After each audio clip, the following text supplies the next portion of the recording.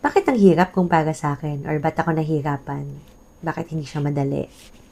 Hindi naman agaw-agaw madali. Diba? But you'll know when it feels right. There is peace. Hi, I'm Philline, a teacher, leader, and lifelong learner. Welcome to Philline the Blanks, a space to pause and make sense of life's in-betweens, where purpose, meet patience, and clarity is found in reflection. So take a breath and let's fill in the blanks together. Hey everyone! Welcome to the first episode of Philline the Blanks. I'm Philline, and this podcast is where we talk about the shifts, plot twists, and blank spaces that life throws at us, and how we make sense of them. Today's episode is personal for me. It's about career shifts. Pero hindi lang career. It's about alignment. And that quiet voice you sometimes hear inside you that says, Uy, your season is changing. This episode is called Shift Happens, because it really does. If you look at my CV, it seems like I've lived 6 different lives. I started in sales, business development, hospitality and tourism, both in traditional and tech-enabled platform. Management training, kitchen rotations, service excellence, operations, I did it all. And then, another opportunity came in. I worked in government. I did administration, finance, and special projects. I was actually working for a leader who was built on purpose and impact. And that changed something in me. I loved working for the government, but my position there was co-terminus, and my boss retired. So I had to shift for the meantime. I did events and marketing, and I worked with several brands. At one point, I was handling operations, events, marketing, brand campaigns, distributorship performance, everything. From the outside, mukhang kalat. Kahit ako napaisip eh. Bakit ganon? Lord, parang walang direction? Or maybe I felt like I was being a jack of all trades. So I kept working. I kept trying to find my space, trying out new things left and right. Did business, did freelance projects, and everything else in between. Name it, maybe I've done it. Parang every year nga, may bago akong chapter. But the truth is, every shift made sense.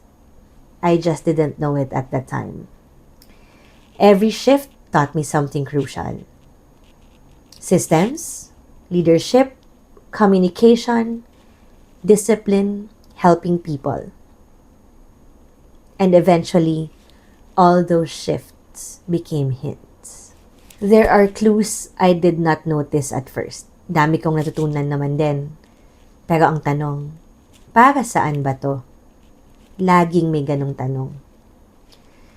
And here's something that I learned the hard way. Your purpose whispers before it shouts. Ang bigat, no? Tsaka ang totoo. Ganun talaga eh. While I was working for a 2-wheeler importer-distributor company, may mga small moments na hindi ko pinapansin at first. Isang intern would ask, Miss Fee, can you mentor me? In my head, okay. Why not? A teammate approaching me to say, can you explain this campaign to me? Mas gets ko kasi pag ikaw yung nag-explain. Another colleague asking, we have new hires. Can you teach these things to our new team members? At first, I didn't think of it as a calling. I just thought of it as work, part of the job. a task, something that I should just do. But the more I thought, the more alive I have felt. The more I mentored people, the more alive and aligned I became. Ano ba yung alignment?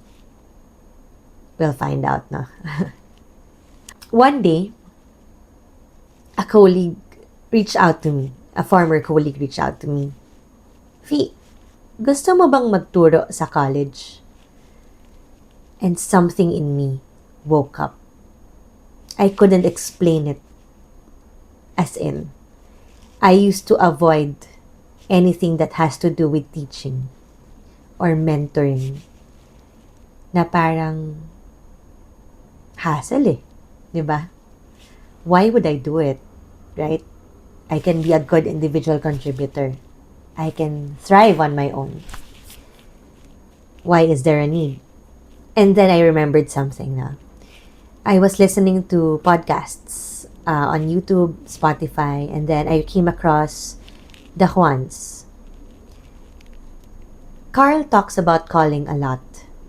And the other members, sila Japs, RJ, Kael, ang galing eh. There's something in them that when they talk about purpose, it's not dramatic. It's just so clear. They knew what they wanted, and it is aligned with the purpose that God has entrusted them. Teaching felt the same to me. Mentoring felt the same to me. Leading felt the same to me. I was just in denial at first. After a while, now I became a very disobedient child or person. And then, obedience came. Meron ng moment. Diba? Aha! This part was the big shift. It was a role I loved. I was leading a marketing team. I handled brands I genuinely cared about. But the tug to teach and mentor grew louder. So loud, I couldn't just brush it off. Hindi na pwedeng hindi pakinggan. Diba? It was a call, loud and clear. And for the first time, fulfillment wasn't coming from my own achievement. It was coming from impact. I realized that maybe my career is not just about building brands. Maybe it's about building people. And I had to make a choice. A brave one and a scary one at that. Eventually, I decided to leave the company. I tendered my resignation and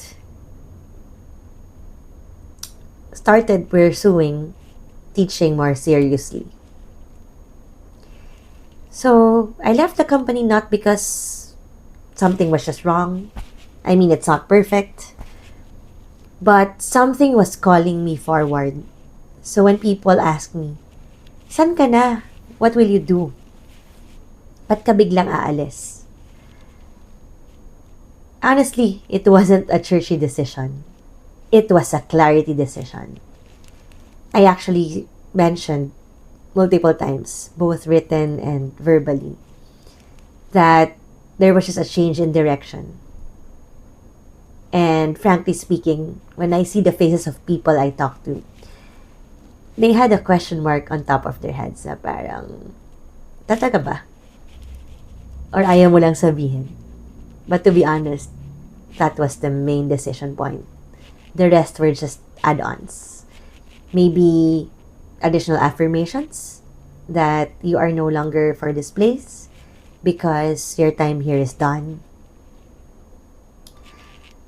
Imperfections, of course, frustrations, that happens. But, hindi naman ganun kasimple, di ba, na may hindi ka lang gusto, aalis ka na. No, it wasn't that. It was obedience to what felt undeniably right. Exactly how Carl describes purpose in his podcast, we realized that maybe we're not cut out for that. Let's just stick to our purpose, which is to touch people's hearts through our music. Writing music is in my heart. It is a joy doing it for the people. So I followed that tug. And then I shifted. So there is another door that unlocked everything. As in everything. I stepped into teaching part-time. I taught tourism subjects, hospitality subjects, marketing. And suddenly, everything in my life made sense. Ang galing, di ba? It's not me, di ba? All my experiences, events, operations, leadership, communications, naging tools ko inside the classroom. Teaching felt so natural. Teaching felt like home. Teaching felt like the missing piece. And then something happened. A new opportunity opened up. Another friend, another colleague reached out to me and said, I sent our CV to our HR months ago. And now, they have something for you. I didn't even know what it was. So when I got the call, I set a meeting, I went, and everything else is history. I became the strategic projects and operations manager for a group behind one of the major media outlets and entertainment companies in the country. Suddenly, I was in another world of storytelling, content creation, communication, strategy, narratives, purpose-driven media. Aligned, diba? The things I love to do, the things I am interested to learn more about, the world that I wanted to be in at one point in my life. It came through my door when I was ready to receive it. Everything I loved, systems, teaching, mentoring, leadership, creativity, intersected in one role. Like what one would always say. Kung saan ka mas nagiging ikaw, doon ka dapat. Funny how purpose actually works. Here's what I learned through all the shifts that I've mentioned. Number 1, purpose is rarely loud. It starts as a whisper, a feeling, an interest, a tug. Your past isn't random. Everything you go through is training. Nothing is wasted. Bakit? Because when you finally figure out why you went through all these things, why did God allow you to spend so much time in it? Some would call it waste so much time in it. But nothing is wasted when you finally learn the lesson that you have to learn going through all those things. God has no timeline. Or, to be more politically correct, I guess, God has a different timeline. So nothing is wasted. Third, alignment feels peaceful even when it's scary. It won't always be easy, but it feels right. Marami kasi iniisip, no? Bakit ang hirap kung para sa akin? Or ba't ako nahihirapan? Bakit hindi siya madali? Hindi naman agaw-agaw madali.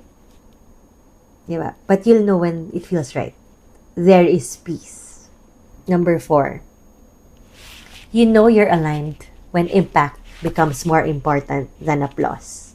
Ang galing, diba? Dati, gusto ko lang achievements. Diba? Ikaw magaling eh. Or, kaya mo. May kasama ka man o wala. May team ka man o mag-isa ka. Diba? Pero ngayon, mas importante na yung impact. Whether or not people see it. When you follow alignment, doors open naturally. That's the 5th. You don't force, chase, or compete. It just flows. So, here's this episode's fill in the blank moment. From blank to blank, what is the major shift that happened in your life? And second, what is the major shift that you want to happen next? Whatever your answer is, remember, shift happens for you, not to you. And when things unfold, sometimes slowly, sometimes suddenly, trust the process, trust the timing, and trust the alignment. Because usually, the shift doesn't just change your career, it changes you. This is Philline, and this is Philline the Blanks. Let's keep filling the blanks together. Thank you for tuning in to Philline the Blanks. If today's conversation spoke to you, share it with someone who might need it too. Follow the show on Spotify or YouTube, and join me again as we continue to fill in the blanks, one story at a time.